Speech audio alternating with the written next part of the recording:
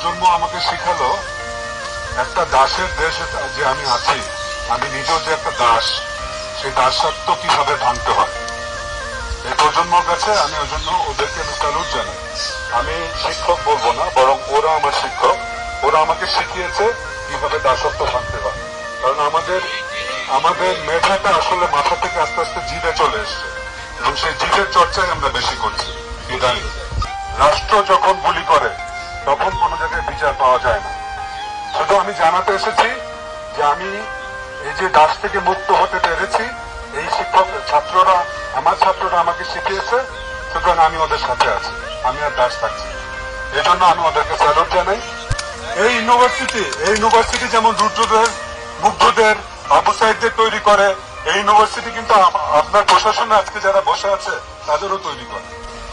আমি আবারও বলছি, আরেকটা ছেলের গায়ে যদি হাত তোলা হয় এবং আরেকটা ছেলেকে যদি হাজতে না হয়, আমরা কিন্তু আবার যাব এবং আপনারা ঠেকাতে পারবেন। আমাদেরকে তাহলে গ্রেফতার করতে হবে। একজন পুলিশ একটা ছাত্রকে চর মেরে গাড়িতে উঠাচ্ছে, একটা ইউনিভার্সিটি ছেলের গায়ে হাত দিতে পারছে, মুখ চেপে ধরছে। এটা কি ধরনের, এটা কোন দেশ?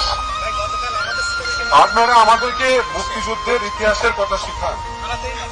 আমি তো দেখতে পাচ্ছি মুক্তিযুদ্ধের ইতিহাস কি ছিল। থ্যাংক ইউ, অনেক ধন্যবাদ।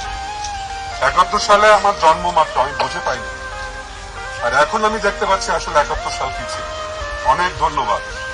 এবং এই প্রজন্মকে আমাকে আর শেখাতে হবে না যে গল্প বলতে হবে না 71 সাল কি ছিল। ও বলবে যে স্যার আমরা জানি, আপনার থেকে বেশি জানি, আমি জীবন দিয়ে প্রমাণ করি। আপনার ভালো থাকবেন।